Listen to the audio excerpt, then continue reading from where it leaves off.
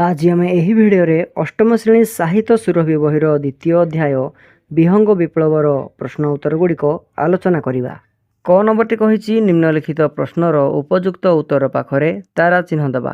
एक नंबरटी कही माँ हलदी बसंत मुंडरे कहीं चिंता माड़ी पड़ुछि। ठीक उत्तरटी हेब ग नंबर माँ हलदी बसंत बसा तैयारी करि पारु नथिबारु। दुई नंबरटी कही बुढ़ा मांकड़ काहा बसार छाई माड़े नहीं। ठीक उत्तरटी हेब क नंबर डामरा काऊ। तीन नंबरटी कही निम्नलिखित चढ़ई मानक मध्यरे केउ चढ़ई गायक जातिर। ठीक उत्तरटी हेब ग नंबर हलदी बसंत। चार नंबरटी कही पक्षी जातिर सभ्यता संस्कृति शिल्पी मानक द्वारा बंची एकथा किए कही। ठीक उत्तरटी हेब घ नंबर काऊ। तापरे 5 नंबरटी कही समग्र वसुधा आमर जन्मभूमि आमे काहाकू पर बोली भाबु नाहु। पठित गल्परे एकथा किए कही। ठीक उत्तर हेब क नंबर हलदी बसंत। तापरे 6 नंबरटी कही चढ़ई मानक मध्यरे केउ चढ़ई भल लकी करी कली कजिया मेंटाई दिए। ठीक उत्तरटी हेब ग नंबर कजलपाती। 7 नंबरटी कही हलदी बसंत पाई राजांक दरबार रे किए ओकिलाती करिथिला। ठीक उत्तरटी हेब क नंबर काऊ। तापरे 8 नंबरटी कही प्रथमे राजांकर केउ राय शुणी चढ़ई माने आनंदरे बोबई उठिले।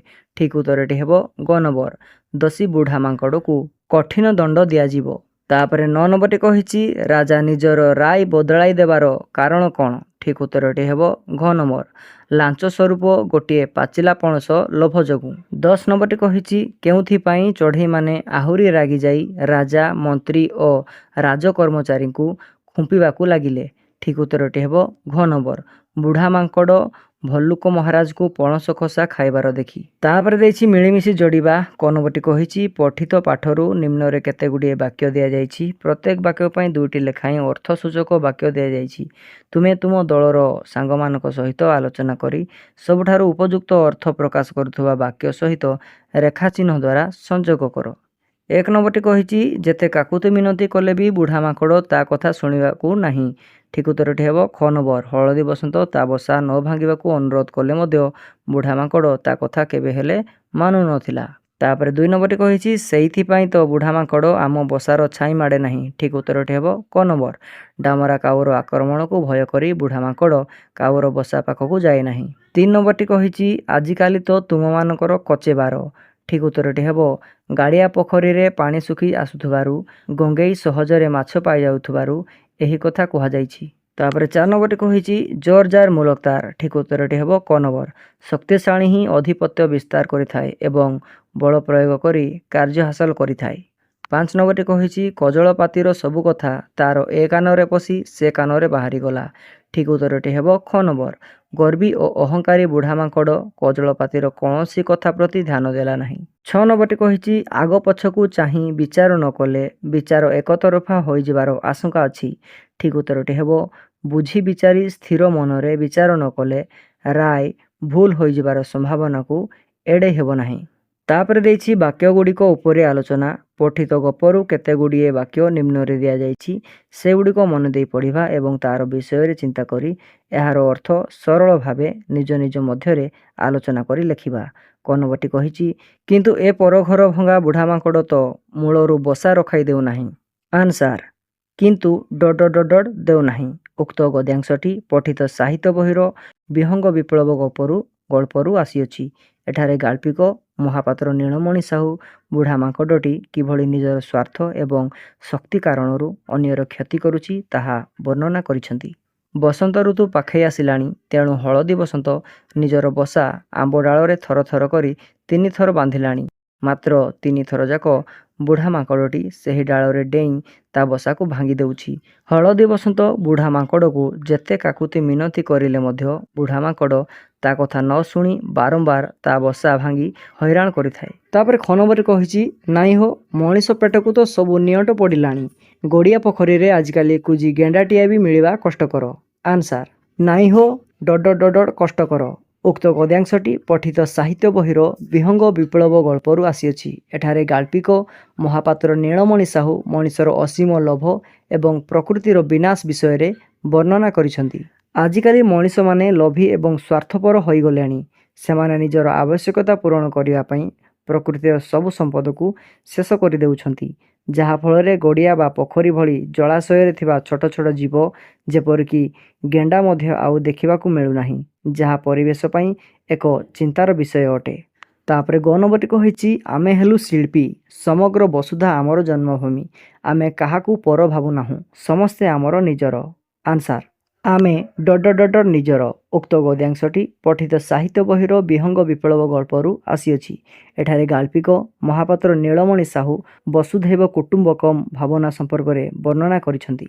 ଆମେ ହେଲୁ ଶିଳ୍ପୀ, ସମଗ୍ର ବସୁଧା ଆମର ଜନ୍ମଭୂମି, ଆମେ କାହାକୁ ପର ଭାବୁନାହୁଁ, ସମସ୍ତେ ଆମର ନିଜର।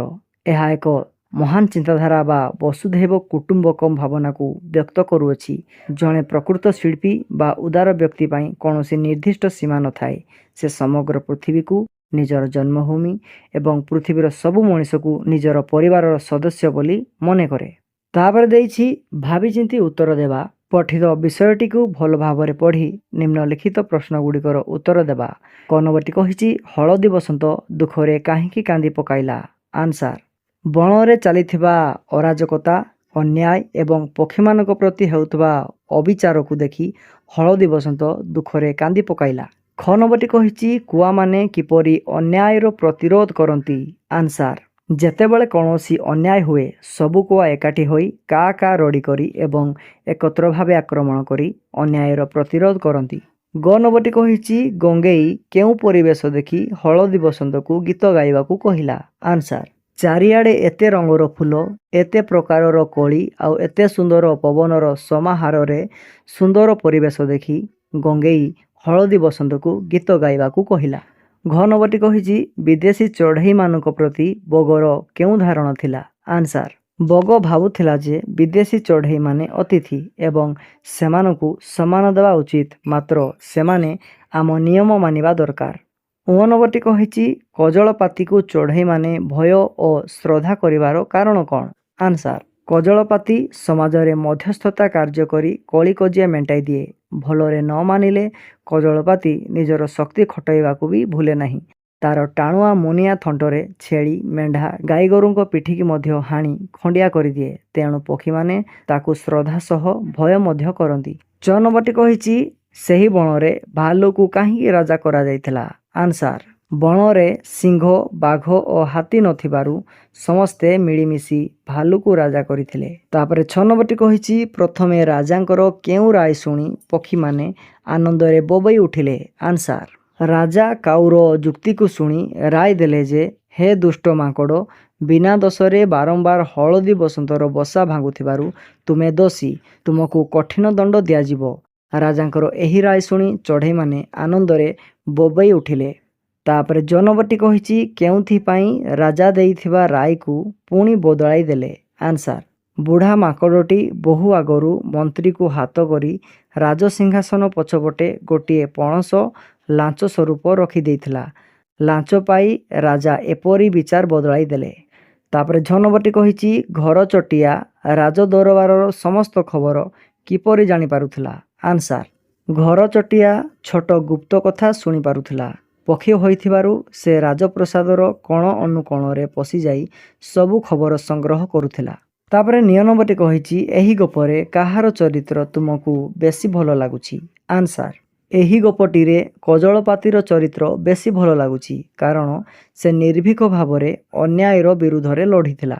ତାପରେ ଟ ନମ୍ବରଟି କହିଛି ଚଢ଼େଇମାନେ ରାଜାଙ୍କର ଅନ୍ୟାୟ କାର୍ଯ୍ୟ ଜାଣିପାରି କ'ଣ କରିବାକୁ ସ୍ଥିର କଲେ?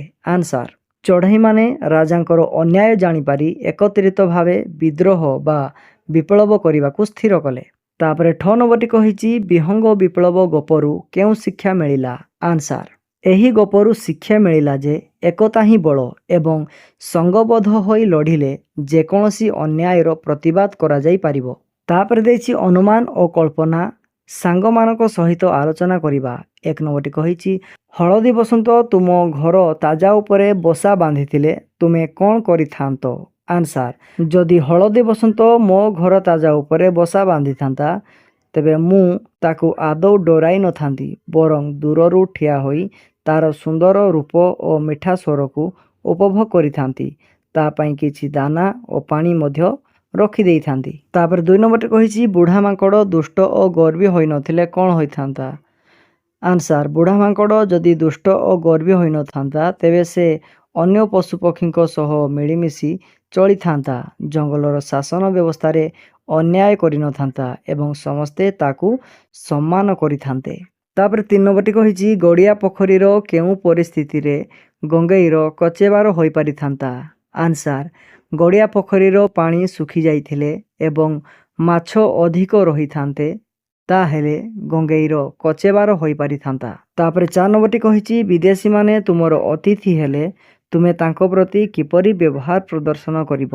ଆନ୍ସାର ବିଦେଶୀମାନେ ଅତିଥି ହୋଇ ଆସିଲେ ମୁଁ ଅତିଥି ଦେବ ଭବ ପରମ୍ପରା ଅନୁସାରେ ସେମାନଙ୍କୁ ସମ୍ମାନ ଜଣାଇବି, ସେମାନଙ୍କର ସୁବିଧା ଅସୁବିଧା ପ୍ରତି ଦୃଷ୍ଟି ଦେବି ଏବଂ ଆମ ଦେଶର ସଂସ୍କୃତି ଓ ଭଲ ବ୍ୟବହାର ଦ୍ୱାରା ସେମାନଙ୍କର ହୃଦୟ ଜିଣିବାକୁ ଚେଷ୍ଟା କରିବି। ତାପରେ 5 ନମ୍ବରଟି କହିଛି ବଗର କିପରି ସ୍ୱଭାବ ହୋଇଥିଲେ ତାକୁ ସବୁ ଚଢ଼େଇ ଆଦର କରିଥାନ୍ତେ? ଆନ୍ସାର ବଗ ଯଦି ପରୋପକାରୀ, ସ୍ପଷ୍ଟବାଦୀ ଏବଂ ସତ୍ୟବାଦୀ ହୋଇଥାନ୍ତା ତେବେ ତାକୁ ସବୁ ଚଢ଼େଇ ଆଦର କରିଥାନ୍ତେ। ସେ ଛଳନା ନକରି ସମସ୍ତଙ୍କର ଦୁଃଖ ସୁଖରେ ସାଥୀ ହୋଇଥିଲେ ସମସ୍ତଙ୍କ ପ୍ରିୟ ହୋଇପାରିଥାନ୍ତା। ତାପରେ 6 ନମ୍ବରଟି କହିଛି ଭାଲୁ ରାଜା ଲାଞ୍ଚୁଆ ହୋଇନଥିଲେ ସେ କି ପ୍ରକାର ବିଚାର କରିଥାନ୍ତେ? ଆନ୍ସାର ଭାଲୁ ରାଜା ଲାଞ୍ଚୁଆ ହୋଇନଥିଲେ ସେ ନିରପେକ୍ଷ ଓ ନ୍ୟାୟୋଚିତ ବିଚାର କରିଥାନ୍ତେ। ସେ ଦୋଷୀକୁ ଉପଯୁକ୍ତ ଦଣ୍ଡ ଦେବା ସହ ଜଙ୍ଗଲରେ ଶାନ୍ତି ଓ ନ୍ୟାୟ ପ୍ରତିଷ୍ଠା କରିଥାନ୍ତେ। ତାପରେ 7 ନମ୍ବରଟି କହିଛି ଶାସକ ଯଦି ନ୍ୟାୟୋଚିତ ବିଚାର ନ କରେ ତେବେ ରାଜ୍ୟରେ କେଉଁ ପରିସ୍ଥିତି ସୃଷ୍ଟି ହେବ? ଆନ୍ସାର ଶାସକ ନ୍ୟାୟୋଚିତ ବିଚାର ନ କଲେ ରାଜ୍ୟରେ ଅରାଜକତା, ଅଶାନ୍ତି ଏବଂ ବିଦ୍ରୋହ ସୃଷ୍ଟି ହେବ।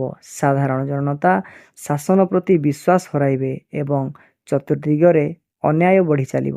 ତାପରେ 8 ନମ୍ବରଟି କହିଛି ଘରଚଟିଆ ଯଦି ରାଜାଙ୍କ ସିଂହାସନ ପଛରେ ଥିବା ପାଚିଲା ପଣସ ଦେଖିନଥାନ୍ତା ତେବେ କ'ଣ ହୋଇଥାନ୍ତା? ଆନ୍ସାର ଘରଚଟିଆ ଯଦି ସିଂହାସନ ପଛର ପାଚିଲା ପଣସ ଦେଖିନଥାନ୍ତା ତେବେ ରାଜାଙ୍କର ଏହି ଗୋପନୀୟ ଦୁର୍ନୀତି ବିଷୟରେ ପକ୍ଷୀମାନେ ଜାଣିପାରିନଥାନ୍ତେ, ଫଳରେ ସେମାନେ ସବୁଦିନ ପାଇଁ ଅନ୍ୟାୟର ଶିକାର ହୋଇଥାନ୍ତେ ଏବଂ ବୋଧହୁଏ ବିହଙ୍ଗ ବିପ୍ଳବ ଘଟିନଥାନ୍ତା। ତାପରେ 9 ନମ୍ବରଟି କହିଛି ବିହଙ୍ଗ ବିପ୍ଳବ ସଫଳ ହେବା ପରେ ବଣମୂଲକର ଶାସନ କ୍ଷେତ୍ରରେ କେଉଁ ପରିବର୍ତ୍ତନ ଆସିଥିବ? ଆନ୍ସାର ବିହଙ୍ଗ ବିପ୍ଳବ ସଫଳ ହେବା ପରେ ବଣମୂଲକରେ ଗଣତାନ୍ତ୍ରିକ ଓ ନ୍ୟାୟପୂର୍ଣ୍ଣ ଶାସନ ପ୍ରତିଷ୍ଠା ହୋଇଥିବ। ସ୍ୱେଚ୍ଛାଚାରୀ ଶାସନର ଅନ୍ତ ଘଟି ସମସ୍ତ ପକ୍ଷୀଙ୍କ ସ୍ୱାର୍ଥ ରକ୍ଷା ହେଉଥିବ ଏବଂ ଶାସନରେ ସ୍ୱଚ୍ଛତା ଆସିଥିବ। ତାପରେ ଦେଇଛି ଶବ୍ଦର ସଠିକ୍ ବନାନ। 1 ନମ୍ବରଟି କହିଛି ନିମ୍ନଲିଖିତ ଶବ୍ଦମାନଙ୍କ ମଧ୍ୟରୁ ଠିକ୍ ଶବ୍ଦରେ ଗୋଲ ବୁଲାଇ ନିର୍ଦ୍ଦିଷ୍ଟ କରିବା। କ ନମ୍ବରଟି ହେବ ଦୂରବସ୍ଥା, ଖ ନମ୍ବରଟି ହେବ ଶିରଧାର୍ଯ୍ୟ, ଗ ନମ୍ବରଟି ହେବ ଭର୍ତ୍ସନା, ଘ ନମ୍ବରଟି ହେବ ଅସ୍ତବ୍ୟସ୍ତ, ଓ ନମ୍ବରଟି ହେବ ଦୁର୍ଦ୍ଦଶା। ତାପରେ ଦେଇଛି ଉପରଲିଖିତ ଯୋଡ଼ାପଦମାନଙ୍କରେ 2ଟି ଲେଖାଏଁ ପଦ ଯୋଡ଼ି ହୋଇଛନ୍ତି। ସେଥିମଧ୍ୟରୁ ପ୍ରଥମ ରେଖା ଚିହ୍ନିତ ପଦ ଦ୍ୱିତୀୟ ପଦକୁ ବିଶେଷିତ କରିଥିବାରୁ ସେହି ପଦକୁ ବିଶେଷଣ ପଦ ଓ ଉପର ପଦକୁ ବିଶେଷ୍ୟ ପଦ କୁହାଯାଏ। ଏହିପରି କେତେ ଶବ୍ଦ ପଠିତ ଉପରୁ ଖୋଜି ସଂଗ୍ରହ କରିବା ଏବଂ ସାଙ୍ଗମାନଙ୍କ ସହିତ ଆଲୋଚନା କରି ଲେଖିବା। ଆନ୍ସାର ହେବ ଲାଞ୍ଚଖିଆ ରାଜା, ପାଚିଲା ପଣସ। ତାପରେ ଏଠାରେ କିଛି ରୂଢ଼ି ଦିଆହେଇଛି ଦେଖ, ଆଉ ସେହି ରୂଢ଼ିକୁ ଆମେ ବାକ୍ୟରେ ପରିଣତ କରି ଲେଖିବା, ତା ଅର୍ଥ ବି ଲେଖିବା। ଆମେ ଏଠି ଦେଇଛି ନା କରିବା ଅର୍ଥ ହେଉଛି ସୁନାମ ଅର୍ଜନ କରିବା। ବାକ୍ୟରେ ପରିଣତ କଲେ ହେବ ବାଜି ରାଉତଙ୍କ ଭଳି ଦେଶର ନାଁ କରିବା ପ୍ରତ୍ୟେକଙ୍କର ଲକ୍ଷ୍ୟ ହେବା ଉଚିତ। ତାପରେ ଦେଇଛି ଚଳୁ କରିବା ମାନେ ସବୁ ଶେଷ କରିଦେବା ବା ଆତ୍ମସାତ କରିବା। ବାକ୍ୟରେ ପରିଣତ କଲେ ହେବ ଲୋକଟିର ଧର୍ମ ଅଧର୍ମ ବିଚାର ନାହିଁ, ସେ ଜନସାଧାରଣଙ୍କ ପାଣ୍ଠିକୁ ଚଳୁ କରିଦେଲାନି। ତାପରେ ଦେଇଛି ହାତ କରିବା ଅର୍ଥାତ୍ କୌଶଳରେ ଆୟତ୍ତ କରିବା। ବାକ୍ୟରେ ପରିଣତ କଲେ ହେବ ଅନିଲ ଅନ୍ୟ ପକ୍ଷର ସାକ୍ଷୀମାନଙ୍କୁ ହାତ କରି ମକଦ୍ଦମା ଜିତିଗଲା।